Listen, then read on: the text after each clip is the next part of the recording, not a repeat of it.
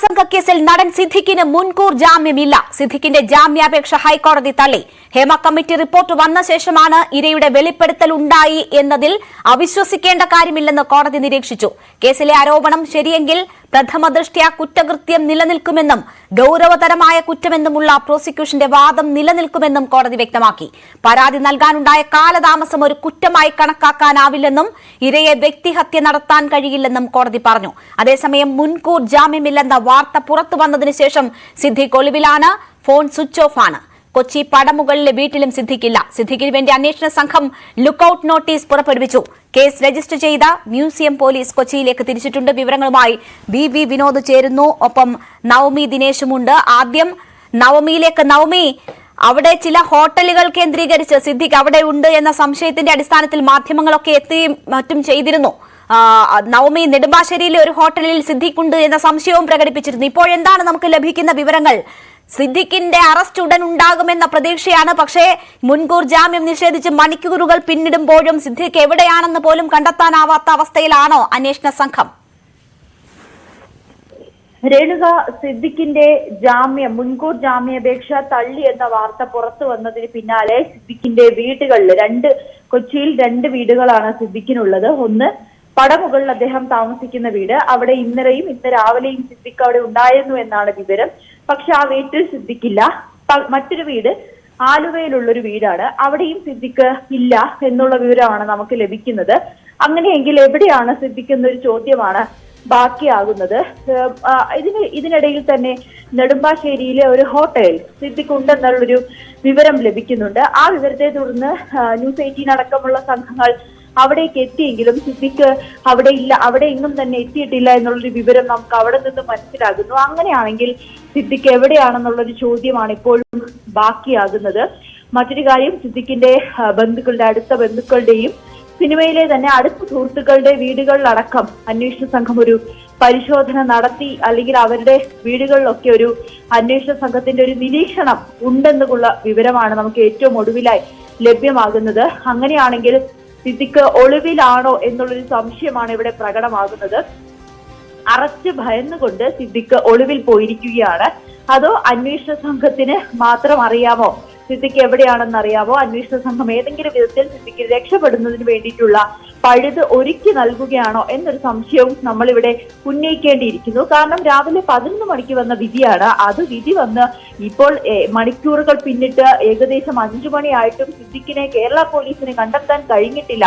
അതും അത്രയും പ്രമുഖനായിട്ടുള്ള ഒരു സിനിമാ നടൻ, അത്രയും നമുക്ക് എല്ലാവർക്കും സുപരിചിതനായിട്ടുള്ള ഒരു സിനിമാ നടൻ, അദ്ദേഹത്തിനെ അറസ്റ്റ് ചെയ്യാൻ പോലീസിന് കഴിഞ്ഞില്ല എന്ന് പറയുമ്പോൾ പോലീസും അന്വേഷണ സംഘവും തമ്മിലുള്ളൊരു ഒത്തുകളിയല്ല ഇവിടെ നടക്കുന്നതെന്നൊരു സംശയമാണ് സ്വാഭാവികമായും തോന്നുന്നത്.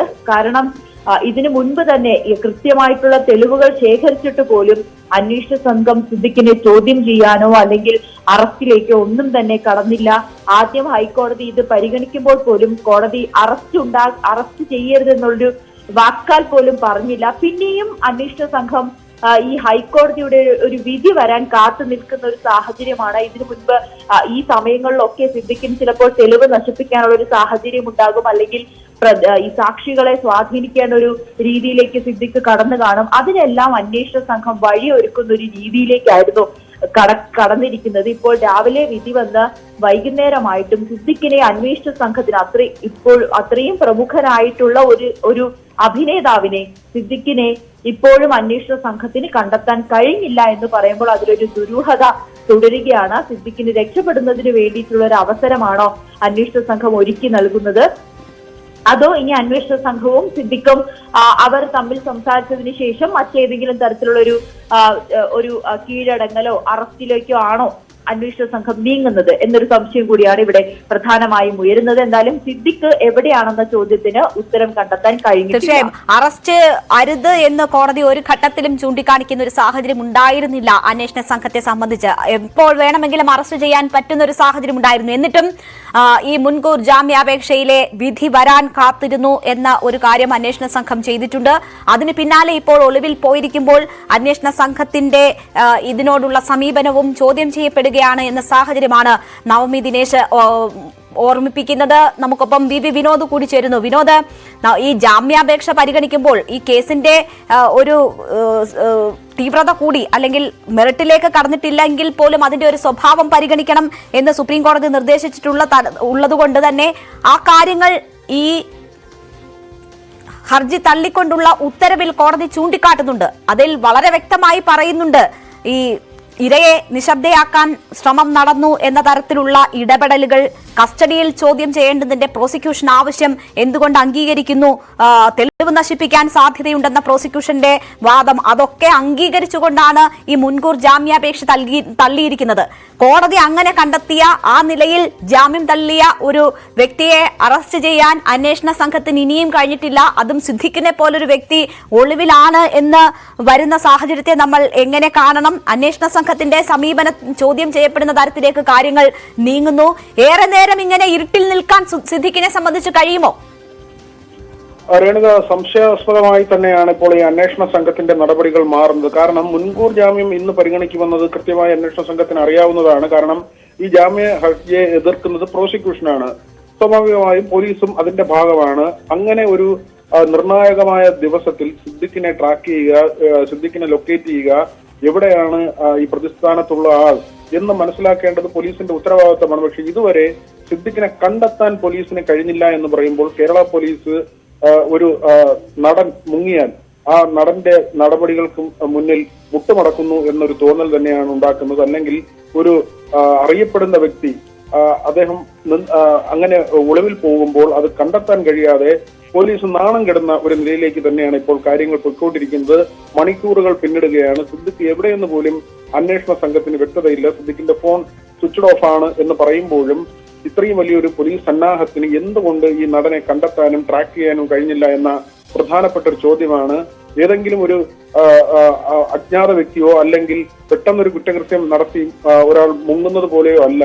ദിവസങ്ങളായി മാസങ്ങളായി നടക്കുന്ന ഒരു നിയമപ്രക്രിയയാണ്. ആ പ്രക്രിയയുടെ ഭാഗമായി ഒരു മുൻകൂർ ജാമ്യാപേക്ഷ വരുമ്പോൾ ഇത്രയും പ്രധാനപ്പെട്ട കേസുകളിൽ, അത് ലൈംഗിക പീഡനം പോലുള്ള ഒരു കാര്യം, കോടതി തന്നെ ഇതിന്റെ കാലം വൈകി എന്ന പ്രതിഭാഗത്തിന്റെ വാദത്തെയൊക്കെ അപ്പാടെ തള്ളിക്കൊണ്ടാണ് ഇത്തരം ഒരു നടപടിയിലേക്ക് പോയിരിക്കുന്നത്, മുൻകൂർ ജാമ്യാപേക്ഷ തള്ളിയിരിക്കുന്നത്. അവിടെ സിദ്ദിഖിന് ഒരു കരുതലായി പോലീസ് മാറുന്നു എന്ന നിലയ്ക്ക് തന്നെയാണ് ഇപ്പോൾ ആരോപണങ്ങൾ ഉയർന്നു വരുന്നത്. സിദ്ദിഖ് സുപ്രീം കോടതിയെ സമീപിക്കാനുള്ള എല്ലാ സാധ്യതകളുമുണ്ട്. സ്വാഭാവികമായി റിമാൻഡിൽ പോകാൻ സിദ്ദിഖിനെ പോലൊരു നടൻ, അദ്ദേഹത്തെ പോലൊരു ചലച്ചിത്ര താരം ആഗ്രഹിക്കില്ല. അവിടെയാണ് വീണ്ടും സിദ്ദിഖിന് അവസരം ഒരുക്കി കൊടുക്കുന്നത്. സ്വതന്ത്രമായി സഞ്ചരിക്കാനുള്ള മറ്റ് വഴികൾ, നിയമത്തിന്റെ വഴികളിലൂടെ കൂടുതൽ സ്വതന്ത്രമായി സഞ്ചരിക്കാനും ഈ കേസിൽ നിന്ന് തൽക്കാലത്തേക്കെങ്കിലും രക്ഷപ്പെടാനുള്ള ഒരു മാർഗം പോലീസ് ഒരുക്കുന്നു എന്ന തരത്തിലുള്ള വിമർശനങ്ങൾ ഉയർന്നു വരുന്നത്. അവിടെയാണ് ചില സംശയങ്ങൾ ബാക്കിയാവുന്നത്. ഈ പരാതിക്കാരി തന്നെ രാവിലെ മാധ്യമങ്ങളോട് സംസാരിച്ചപ്പോൾ പ്രത്യേക അന്വേഷണ സംഘത്തിന്റെ ചില സമീപനങ്ങളിൽ അതൃപ്തി രേഖപ്പെടുത്തിയിരുന്നു. തെളിവുകൾ ശേഖരിക്കുന്ന കാര്യത്തിലാകട്ടെ, ചില വിവരങ്ങൾ പുറത്തു പോകുന്ന കാര്യത്തിലാകട്ടെ, ഈ സാക്ഷികളെ പോലും സ്വാധീനിക്കാൻ ശക്തരായ ആളുകളാണ് പുറത്തുള്ളത്, പ്രതിക്കൊപ്പമുള്ള ആളുകളും. അതുകൊണ്ട് തന്നെ അവർ അവരുടെ ആശങ്ക പ്രകടിപ്പിക്കുകയാണ്. അവിടെയാണ് പോലീസ് പരാതിക്കാരിക്ക് സംരക്ഷണവും കരുതലുമാകേണ്ടത്. മറിച്ച് പ്രതിയെ സഹായിക്കുന്ന നിലയിലേക്ക് ചില കാര്യങ്ങൾ പോകുന്നുവെന്ന തോന്നലും പ്രതീതിയും തന്നെയാണ് ഉണ്ടാകുന്നത്. മുൻകൂർ ജാമ്യാപേക്ഷയ്ക്ക് സുപ്രീം കോടതിയിൽ പോയി അതുവരെ പോലീസിന്റെ പിടിയിൽ നിന്ന് മാറി നിൽക്കാനുള്ള ശ്രമം സിദ്ദിഖ് നടത്തുമോ എന്നതും ഇപ്പോൾ ബലപ്പെട്ടു വരികയാണ്. അത്തരമൊരു സംശയവും ബലപ്പെട്ടു വരികയാണ്. ആ തരത്തിൽ നിയമ ഉപദേശം തേടി ആ വഴിക്ക് സഞ്ചരിക്കാനുള്ള ഒരു സാധ്യത അത് തള്ളിക്കളയാൻ കഴിയും. തീർച്ചയായും അങ്ങനെയുള്ള നീക്കങ്ങൾ ഇതിനോടകം തുടങ്ങി കഴിഞ്ഞിട്ടുണ്ട് എന്ന വിവരങ്ങൾ കൂടി വരുന്നുണ്ട്. നവമി, സിദ്ദിഖിന്റെ അഭിഭാഷകനെ മകൻ എത്തിക്കണ്ടു, സിദ്ദിഖിന്റെ മകൻ എത്തി കാണുന്നു എന്ന വാർത്ത നേരത്തെ വന്നിരുന്നു. ഈ സുപ്രീം കോടതിയെ സമീപിക്കാനുള്ള നീക്കം സജീവമാക്കുന്നു എന്നാണ് അതിലൂടെ മനസ്സിലാക്കാൻ കഴിയുന്നത്. ഒരു പക്ഷേ ആ സമയം വരെ ഒളിവിലിരിക്കുക എന്നതാണോ സിദ്ദിഖ് ഉദ്ദേശിക്കുന്നത്? അതിന് അന്വേഷണ സംഘവും വഴിവെക്കുന്നു എന്ന് വേണമോ കരുതാൻ? പക്ഷെ രേണുക, സുപ്രീം കോടതിയെ സമീപിച്ചാൽ പോലും ഈ ഒരു കോടതി വിധി വന്നിട്ടും ഹൈക്കോടതി അറസ്റ്റ് ചെയ്ത് അല്ലെങ്കിൽ കസ്റ്റഡിയിലെടുത്ത് ചോദ്യം ചെയ്യണം എന്നൊരു ഉത്തരവ് ഇവിടെ ഉണ്ട്. പിന്നീട് വീണ്ടും സിദ്ദിഖ് സുപ്രീം കോടതിയെ സമീപിച്ചു അല്ലെങ്കിൽ സുപ്രീം കോടതിയുടെ ഒരു ഉത്തരവ് വരെ കാത്തിരിക്കേണ്ടത് അന്വേഷണ സംഘത്തിന് അങ്ങനെ ഒരു നീക്കത്തിലേക്ക് കടക്കണമോ എന്നുള്ളൊരു ചോദ്യമാണ്. സുപ്രീം കോടതിയിൽ ഇന്ന് എന്തായാലും സുപ്രീം കോടതിയെ സമീപിക്കുമെങ്കിലും അഭിഭാഷകരുമായി സംസാരിക്കുമ്പോൾ നാളെ കോടതിയിൽ ഹർജി നൽകാനാണ് സാധ്യത. അങ്ങനെയെങ്കിൽ ഈ സുപ്രീം കോടതി ഈ ഹർജി പരിഗണിച്ച് അതിലൊരു വിധി ഉണ്ടാകുന്നത് വരെ സിദ്ദിഖിനെ അറസ്റ്റ് ചെയ്യാതിരിക്കാനുള്ള ഒരു നീക്കമാണോ പോലീസിന്റെ ഭാഗത്തു നിന്ന് ഉണ്ടാകുന്നത്?